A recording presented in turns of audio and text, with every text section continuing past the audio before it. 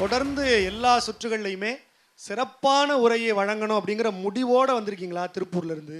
ஆமாங்கண்ணா. ஆமா, இந்த சுற்றுலையும் சிறப்பான உரை. கண்டிப்பாங்க. மறத்தல் தகுமோ அப்படின்னா நிறைய விஷயங்கள் ஞாபகத்துக்கு வரும். உனக்கு என்ன விஷயம் ஞாபகத்துக்கு வருது? புல்வாமா தாக்குதல். புல்வாமா தாக்குதல் அது எப்படி உங்களுக்கு தெரிய வந்தது? புல்வாமா தாக்குதல் ஒன்று நடந்தது அப்படிங்கிறது அதை பற்றி எங்கள் தாத்தா சொன்னாங்க. ஓ, அதை பற்றி உங்கள் தாத்தா உங்களுக்கு சொல்லியிருக்காரு. அதை மறக்கிறது நியாயமா அப்படின்னு இந்த மேடையில் பேச வந்திருக்கீங்க. உற்சாகமாக பேசுங்க, சிறப்பாக பேசுங்க. வாழ்த்துக்கள். நன்றிங்கண்ணா. மறதி நம் தேசிய வியாதி என்றாலும் நம் தேசத்திற்காக உயிர் நீத்த வீரர்களை மறத்தல் தகுமோ என்ற கேள்வியோடு நாம் மறந்த நாட்டை உலுக்கிய புல்வாமா தாக்குதலை நினைவூட்ட வந்துள்ளேன். பிப்ரவரி 14, 2019 இந்தியாவின் கருப்பு தினம். அது நம் நாட்டின் காதலர்களான ராணுவ வீரர்கள் 40 பேர் புல்வாமாவில் தற்கொலை படையினரால் கொல்லப்பட்டனர். நமது எல்லை சாமிகள் நாட்டை காக்க ஆயத்தமாகி 78 ராணுவ பேருந்துகளில் அணிவகுத்து சென்று கொண்டிருந்தனர்.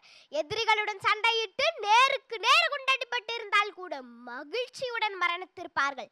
ஆனால் எதிரியோ முதுகில் குத்தியது போல தற்கொலை தாக்குதல் நடத்தி பலரது கனவுகளை கொலை செய்தார். அதில் தமிழக வீரர்களும் சாய்க்கப்பட்டனர். விடுமுறை நாட்களை குடும்பத்துடன் கழித்து விட்டு சென்ற அவர்களை அடுத்த 4 நாட்களில் சடலமாக்கியது புல்வாமா தாக்குதல். நெஞ்சு பொறுக்குதில்லையே. அடுத்த ஒரு வாரம் தொலைக்காட்சியில் அவரது முகமும் அவர்கள் குடும்பத்தின் கதறலும் தான் ஒலித்தது.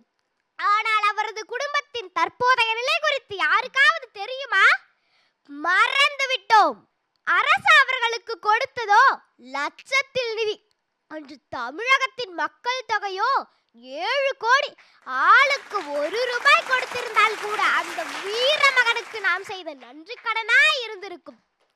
புல்வாமாவின் எதிரொலியாக அடுத்த 8 நாட்களுக்கு பிறகு எதிரி நாட்டு விமானம் இந்திய எல்லைக்குள் தாக்குதலுக்காக நுழைந்தது. அதை துரத்தி சென்ற இந்திய விமானம் அதை சுட்டு நொறுக்கி பதிலடி கொடுத்தது.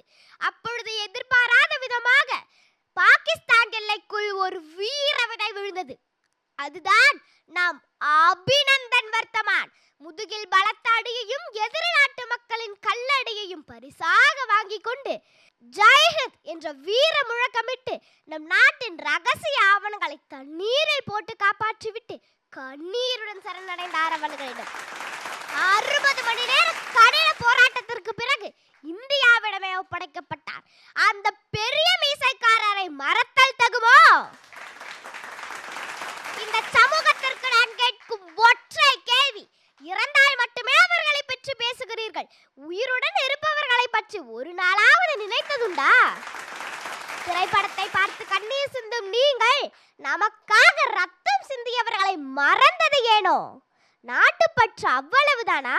பள்ளி கல்லூரி விழாக்களுக்கு சிறப்பு விருந்தினர்களாக ராணுவ வீரர்களை அழைத்து உரையாற்ற வைத்தால் இளம் நெஞ்சங்களிலும் வீரம் விதைக்கப்படும் அல்லவா? மாணவர்களின் நோட்டு புத்தக அட்டைகளில் கேலி சித்திர படத்திற்கு பதிலாக நம் நாட்டிற்காக ரத்தம் சிந்தியவர்களின் படத்தை வைத்தால் இளம் ரத்தமும் சூடேறும் அல்லவா? ஏனோ நம் தேசத்தில் மட்டுமே ஓய்வு பெற்ற ராணுவ வீரனுக்கு கிடைப்பது வாட்ச்மேன் வேலை, ஓய்வு பெற்ற நடிகனுக்கு கிடைப்பது நாடாளும் வேலை. புல்வாமாவில் வீழ்ந்தாலும் வீரவதையாக முளைப்பார்கள் எம் வீரர்கள். பிப்ரவரி 14 புல்வாமா தாக்குதல் சம்பவம் அல்ல, சரித்திர படுகொலை. கடலுக்குள் முத்துக்களை மட்டும் முத்தமிடுபவர்களே, சிப்பிகளான சிப்பாய்களை என்றும் மறவாதீர் என்று கூறி விடைபெறும் நான் வீரமகள் மேகாஸ்ரீ. ஜெய்ஹிந்த்.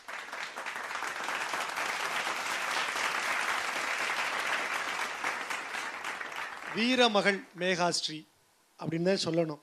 அந்த அளவுக்கு ஒரு எழுச்சியான உரையை மேகாஸ்ரீ மறத்தல் தகுமோ அப்படிங்கிற இந்த சுற்றுல பேசியிருக்கீங்க. ஒரு உற்சாகமான கைத்தட்டல்களால் வாழ்த்துக்கள் உங்களுக்கு. உங்களுடைய இந்த எழுச்சியும் புரட்சியும் நடுவர்களுக்கு உண்மையிலேயே எப்படிப்பட்ட உணர்வை ஏற்படுத்தினது அப்படின்னு கேட்கலாமா? முதல்ல எங்கள் பாசத்திற்குரிய அண்ணன் மணிகண்டன் அவர்கள். பார்வையாளர்களில் ஒருவராக சொல்ல வேண்டுமென்றால் பாரதியினுடைய வரிதான், ஒளிபடைத்த கண், உறுதி கொண்ட நெஞ்சு, தெளிவு பெற்ற மதி.